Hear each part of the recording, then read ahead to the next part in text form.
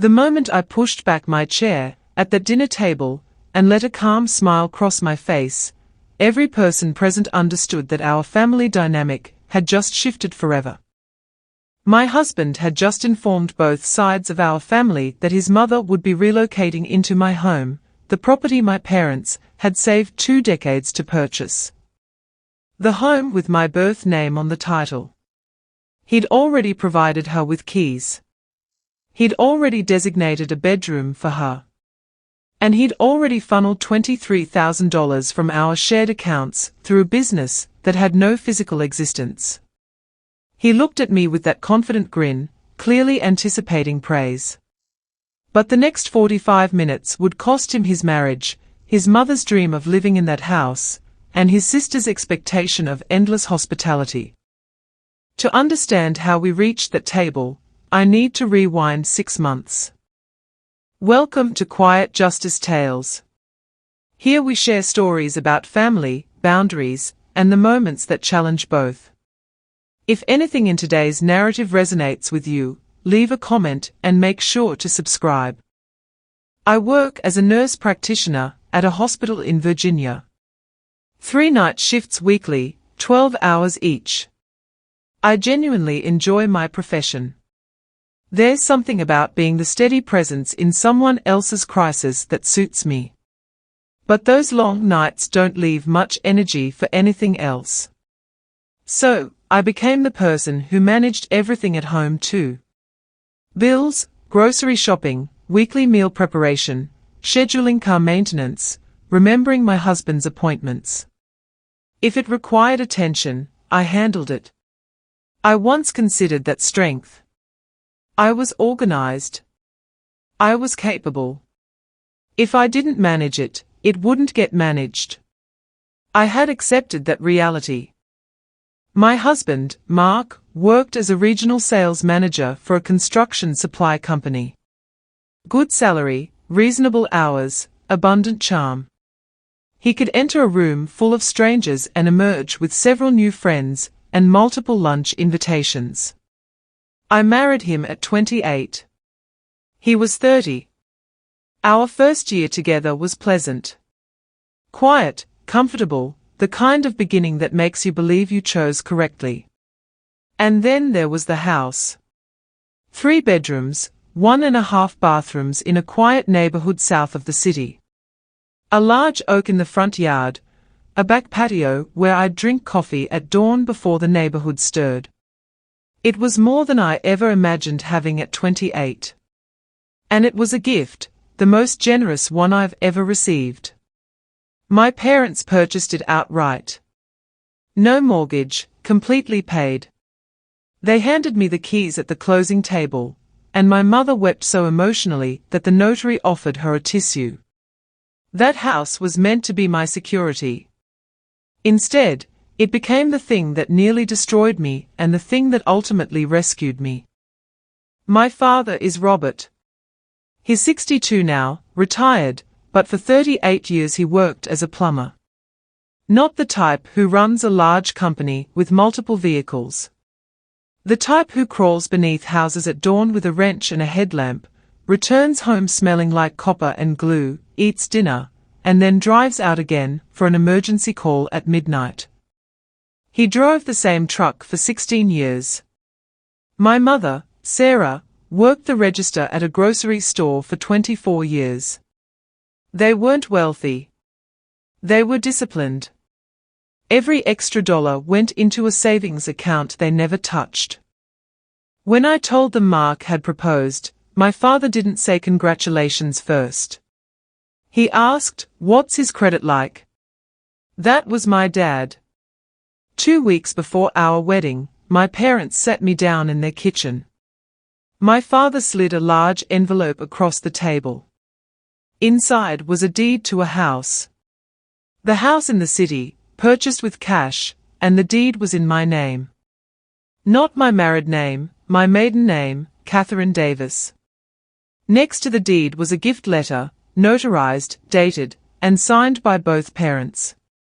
It read, "This property is gifted solely to Catherine Marie Davis, as her sole and separate property." My mother was already emotional again. My father looked at me and said, "This is yours, Kate. Not his. Not theirs. Yours. Keep the documents somewhere secure." I thanked them. I embraced them. I thought my father was being overly cautious. The kind of old-fashioned concern that comes from decades of fixing other people's broken pipes.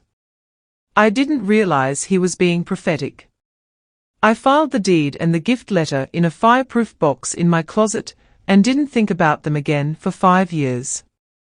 A home isn't just walls, it's the boundary you draw around what's yours. Mark was easy to love initially. He remembered small details. My coffee order, the song I played during nursing school, the fact that I disliked cilantro. He sent flowers to the hospital on my birthday. He called my parents Mom and Dad within 6 months of dating. Charming is the word people used most often, and it fit.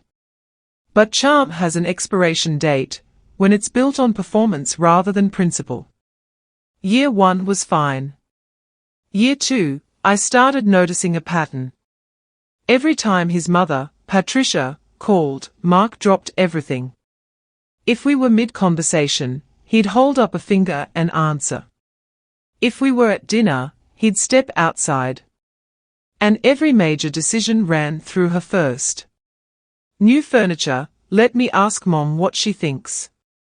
Vacation dates, Mom wanted us to visit that week. I brought it up once carefully. Mark, do you think your mother has too much influence on our decisions? He looked at me like I'd insulted his faith. She's my mother, Catherine. That summer, Patricia started visiting on weekends.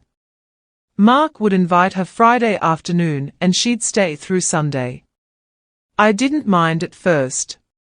She was pleasant enough. Helped with dishes, brought banana bread. But by the 3rd consecutive weekend, I realized Mark hadn't asked me once. He just told me, Mom's coming Friday. I said, Mark, this is my house. I'd appreciate notice before you invite anyone to stay. He frowned. She's my mother, Catherine. She doesn't need an invitation. I looked at him. In my house, everyone needs an invitation, including your mother. He went quiet after that. Quiet, I would learn, was how Mark strategized. Patricia was 64, retired from a dental office receptionist position she'd held for 22 years, and she carried a wound she never let anyone forget. 25 years earlier, her husband, Frank, had walked out. He left her with 2 children, Mark, 12, and his sister, Amanda, 6, and a house she couldn't maintain alone. The divorce was harsh. Frank had an attorney. Patricia didn't. She signed an agreement that gave him the house, the vehicle, and the retirement funds. She left with 2 suitcases and shared custody. I knew this story because Mark told it to me on our 3rd date, and Patricia retold it every Thanksgiving. It was her origin story, and she wore it like armor. By year 3 of our marriage, Patricia's visits had become more than visits. She started commenting on the house, as if she was supervising a renovation. This kitchen would look better with updated cabinets. That wall color is too dark. Let me choose something brighter. Then she stopped asking. I came home from a shift one Tuesday and found new drapery in the living room. Cream lace replacing the navy linen ones my mother and I had selected together. I bought those with my own money, Patricia said cheerfully. Consider it a gift. I asked Mark about the drapery. He sighed. Mom just wanted to help. Relax. The next Saturday, Patricia and I were alone in the kitchen. She was washing dishes. I was drying. And she said it. The first sentence I should have recognized as a declaration of war. You married into this family. The house came with you. I put the dish towel down. The house didn't come with anyone, Patricia. My parents bought it for me. She smiled, dried her hands, and walked into the living room without another word. She wasn't arguing. She was stating her belief, and beliefs, I would learn, are harder to fight than arguments. You can't fight a belief with logic, only with boundaries. Amanda was 29, Mark's younger sister, and the human equivalent of someone who borrows your umbrella and returns it broken without apologizing.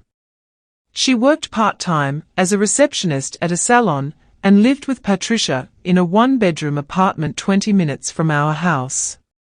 Amanda didn't knock, she just appeared.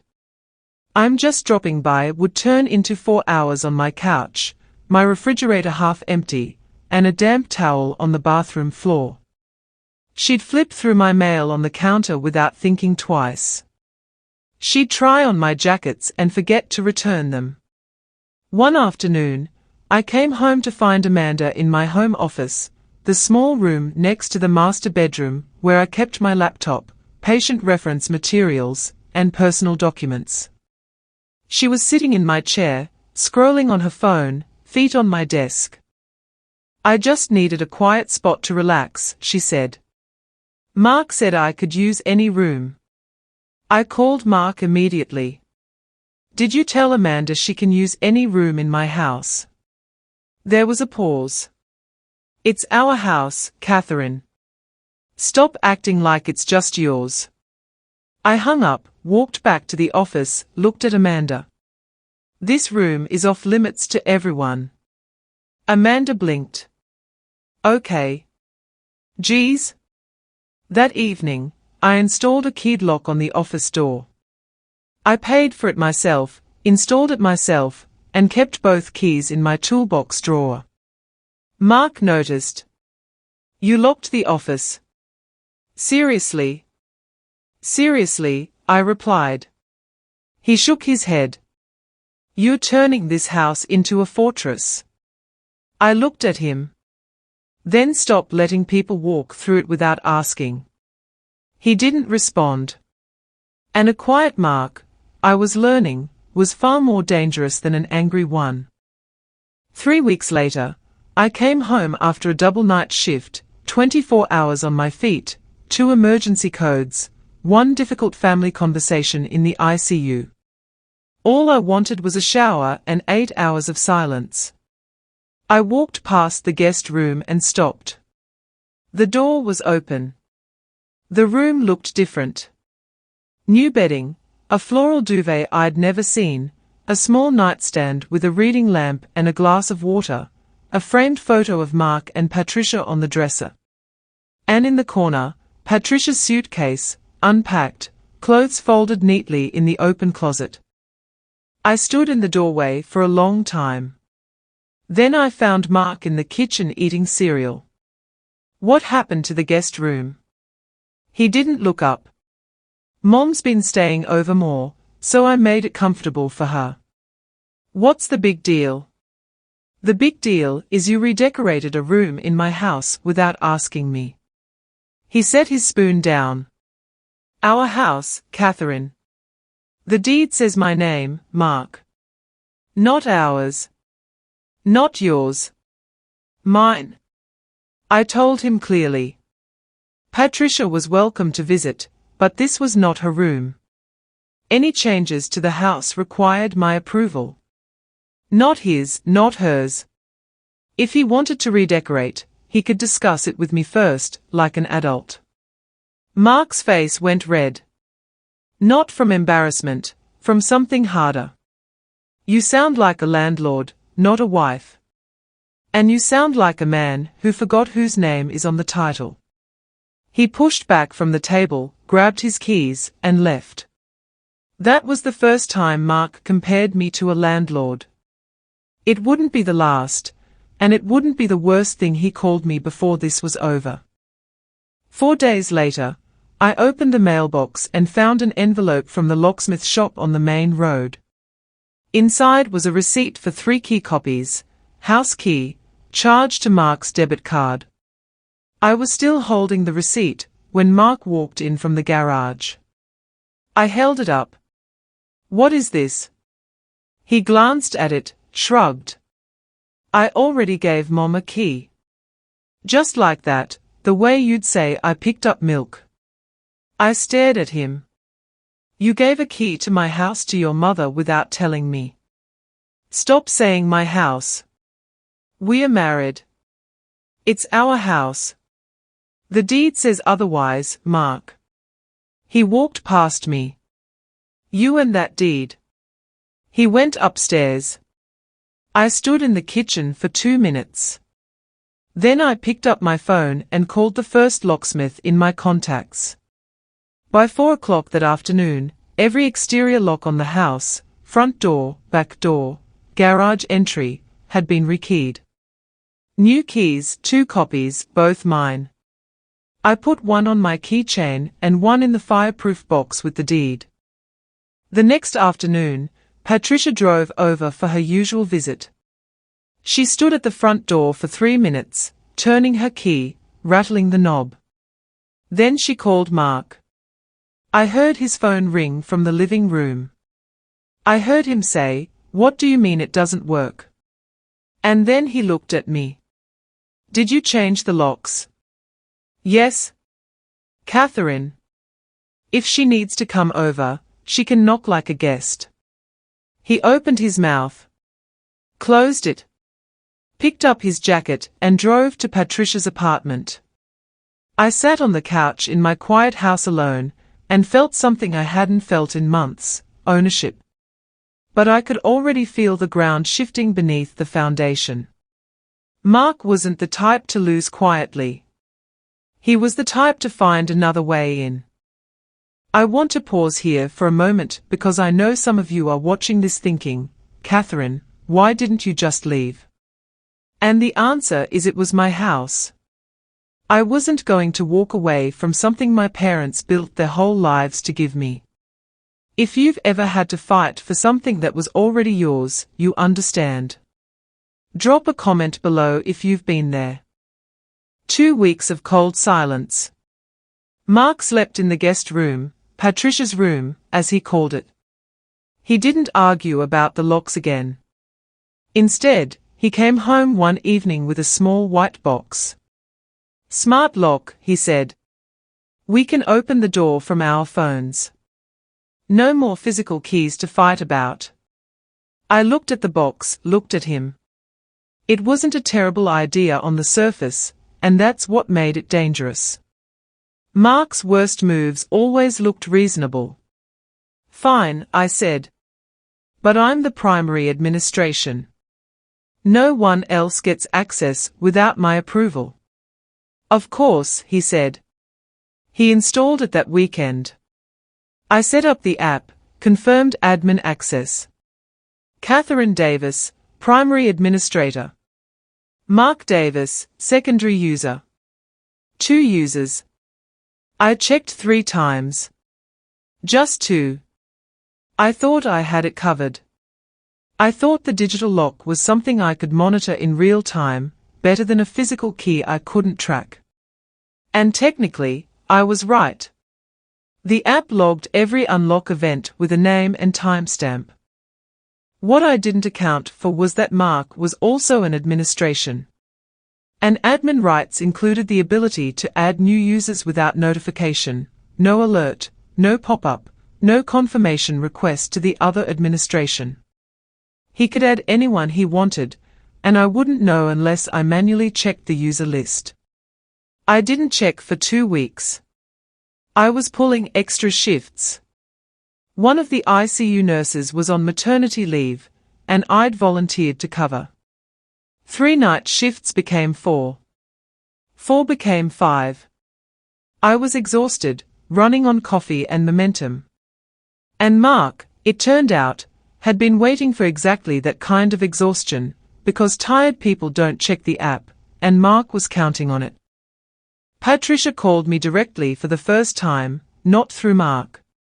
My phone rang at 7 o'clock in the morning, right after I got home from a shift. Her voice was different, softer, almost rehearsed. Catherine, honey, I just want us to be a family. I'm not trying to take anything from you. She talked about getting older, about her apartment being too cold in winter, about the loneliness of eating dinner alone every night for 25 years. I just don't want to spend my last years alone in that apartment, she said. There was a crack in her voice that sounded real. I sat on the edge of my bed, still in scrubs, still smelling like hospital disinfectant, and I listened. I let her finish. Then I said, Patricia, you're welcome to visit, but this house has one owner, and that's me. I'd be happy to help you look into senior living options. Something with community, activities, people your age. Silence. Then the mask fell. Senior living. I'm 64, not 80. Mark would never let you send me to one of those places. I'm not sending you anywhere. I'm offering to help. There's a difference. She hung up. No goodbye. That night, Mark didn't come home until almost midnight.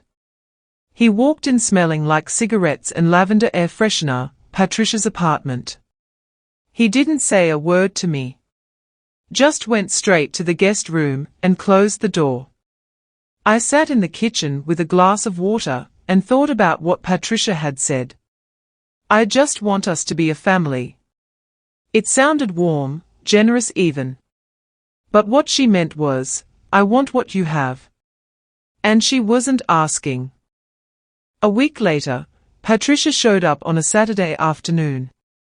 Mark let her in. She was carrying a showbox, not a new one, an old one, held together with a rubber band. She sat down at the kitchen table and opened it. Inside were photographs, dozens of them, faded, creased, some with water stains. She spread them across the table like playing cards. One photo stopped me. A two-story colonial with green shutters, a wraparound porch, and a swing set in the side yard.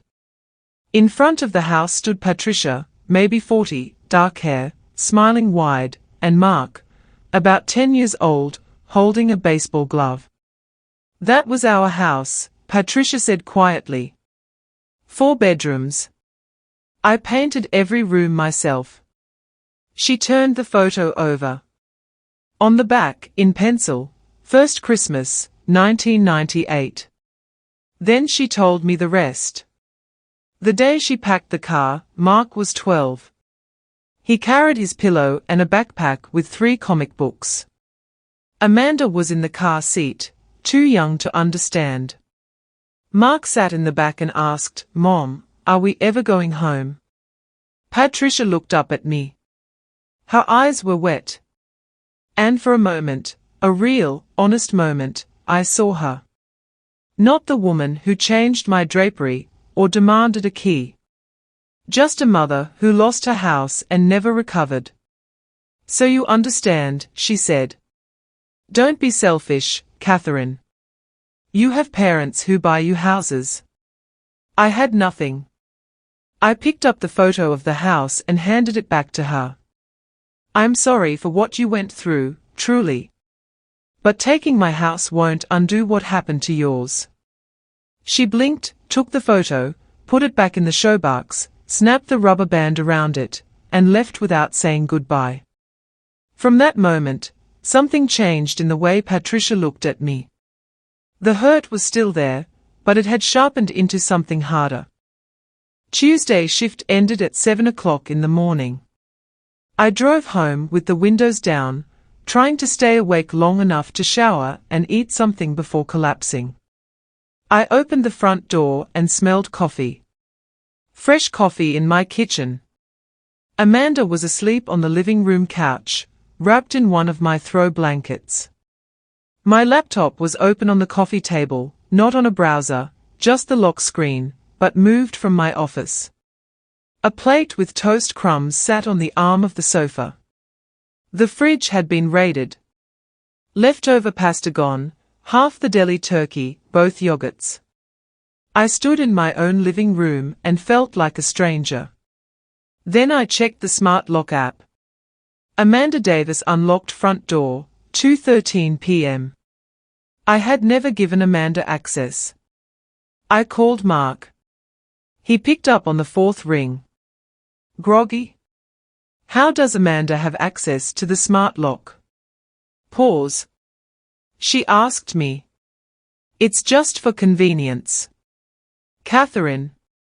You added your sister to my lock without telling me after I specifically said no one else gets access. You're overreacting. I'm asking you a direct question. Did you or did you not add her? Yes, I did. She's family. I opened the app. Removed Amanda's access right there, standing in the living room while Amanda blinked awake on the couch. What's happening? Amanda asked, pulling the blanket up to her chin. You're in my house without my permission, I said. That's what's happening. Amanda looked at me like I'd slapped her. Mark said. Mark doesn't own this house. I do, and I didn't invite you. She left 20 minutes later, barefoot to the car, shoes in hand, texting furiously. I reset the admin settings on the lock. Removed Mark's admin privileges. Set myself as sole administrator. One admin, one authority, no exceptions. Mark gave me the silent treatment for 3 days. Then the campaign started. He sat me down on a Wednesday evening with a look that was supposed to pass for hurt, but landed closer to strategy. My mother cried all night because you humiliated Amanda.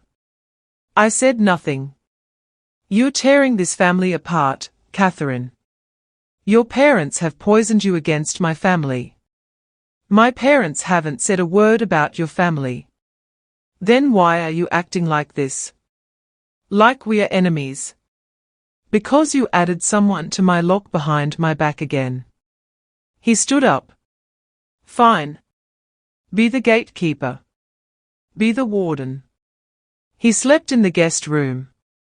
Stopped contributing to the joint bills. Not gradually. All at once. The auto transfer from his paycheck into our shared checking account just stopped. I noticed after 2 weeks, because I was the one who tracked every line item on the statement. The balance was dropping faster than it should have been. I pulled up 3 months of statements online. Mark's automatic transfer, the amount we'd agreed on for shared expenses, hadn't come through since April. 3 months. No transfer. No explanation. No mention. I printed the statements, highlighted the missing deposits, and found him in the garage. Where's the money, Mark? He looked up from his phone. What money? Your share of the bills. 3 months. Nothing transferred. I've been paying for Mom's things. She needs help too. How much help? I don't know. A few hundred here and there. I held up the statements. This isn't a few hundred, Mark. This is over $5,000 missing in 3 months. He looked at the papers, looked away. You're making a big deal out of nothing. But his jaw was tight, and his hands were in his pockets, which is what Mark always did when he was lying. I waited until Mark left for work the next morning. Then I sat at the kitchen table with my laptop, a cup of coffee, and every bank statement I could access for our joint checking account going back 8 months. I wasn't looking for a few hundred here and there. I was looking for a pattern. It took me 40 minutes to find it. Starting in January, there were recurring charges to a vendor called Davis Home Solutions. The amounts varied. $2,600 in January. $3,200 in February. $4,800 in March. Each charge was categorized as home improvement contractor. I'd never heard of Davis Home Solutions. I'd never seen a contractor at our house. I opened a browser and searched the name. No website. No Google listing. No Yelp reviews. No physical address. Just a state LLC filing with the State Corporation Commission. Registered agent, Mark A. Davis. Filed 8 months ago. I leaned back in my chair. Then I got up, walked through the house, and looked at every room. The roof Mark supposedly had repaired. No new shingles. No evidence of work. The hardwood floors he'd allegedly had refinished. Same scuff marks I'd been looking at for 5 years. The plumbing repairs. My father had done those himself last spring, free of charge, on a Sunday afternoon. Every invoice was for work that never happened. Every dollar went somewhere I couldn't trace from a bank statement alone. I didn't confront Mark that night. I made dinner. I asked about his day. I listened to him talk about a sales quota and a difficult client. And after he went to bed, I opened a new browser tab, typed divorce attorney plus my city, and started reading reviews. Because confrontation without evidence is just a fight. And I wasn't interested in fighting. I was interested in winning. 3 days later, I found it. Mark had a small desk in the corner of the guest room, Patricia's room. Bottom drawer, locked. I'd given him a spare key to that desk years ago, back when we still shared everything. He'd forgotten. I hadn't. I opened the drawer during my lunch break on a day Mark was in Richmond for a sales meeting. Inside, a stack of LLC operating documents, a checkbook for an account I'd never seen, and one bank statement. The statement was from a community credit union, not our bank. The account was a savings account. Account holder, Patricia M. Davis. Balance, as of the most recent statement, $19,400. I scanned the transaction history. Deposits arrived like clockwork every month between the 15th and 20th. Source: electronic transfer from Davis Home Solutions LLC. January, $2,600. February, $3,200.